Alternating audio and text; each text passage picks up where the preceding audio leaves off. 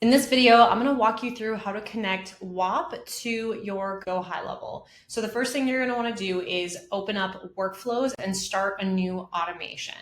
Then you're going to hit on the trigger, go to Webhook, do inbound Webhook, and you're going to get this URL here. You're going to copy that, go over to your Whop dashboard. Then you're going to go to your dashboard, go to developer, create Webhook. You can do the newest API version.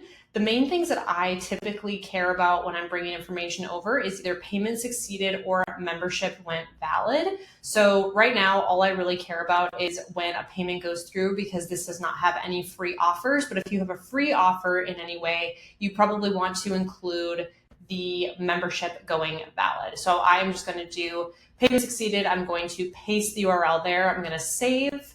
I'm going to give it a minute or two just to load. Then I'm going to test it and send test data over. I'm going to do payment succeeded, and I'm going to do test. It's just going to give you some information there. Go back here. I'm going to fetch sample requests. Here's the information I just sent over, and it's going to give me a bunch of info here. I'm going to save the trigger. It's instantly going to ask me if I want to create a contact, which obviously that is what I want to do. I'm going to have this based off of email here that I'm going to reference the information from the webhook that I just pulled over. So I'm going to go to data, and then I'm going to go down to billing user email here.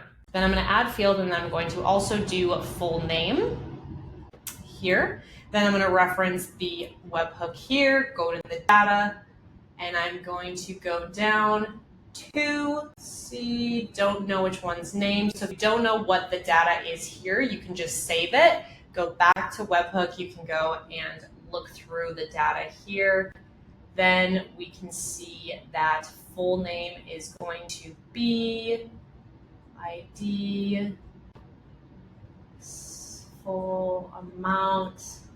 Here we go. So full name is going to be under billing address here, and then it's just going to be under name. So then we will go back here,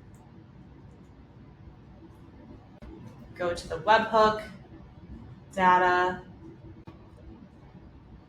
look for that same field. Billing address, and then there's some hidden things over here, and then we'll go to name. Then you're going to go ahead and save, and boom, you've just connected your Whop to your Go High level. And now every single time a payment goes through here, you're going to get a inbound webhook, which is going to create a contact. Now the next thing I would suggest is maybe adding a tag or doing something specific so you know when people come over. An additional thing that I would suggest doing is when an inbound hook comes through, create contact. But here, actually a great way to reference different plan IDs is you can create a contact, have a if and condition here. And then what I would do is go to your inbound webhook trigger and say, what is the plan ID that came over, and reference that here. So how to get the plan ID is you actually just go back to your Whop dashboard.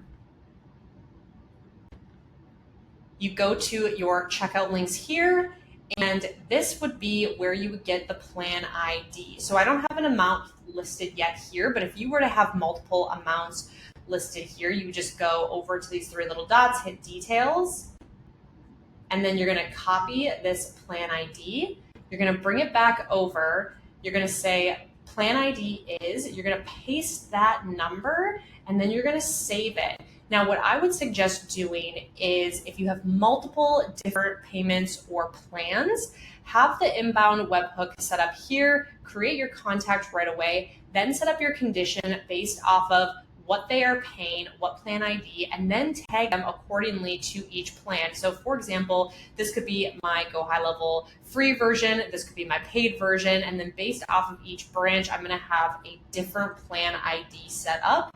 And so that's just a great way to keep everything organized and track everything within Go High level.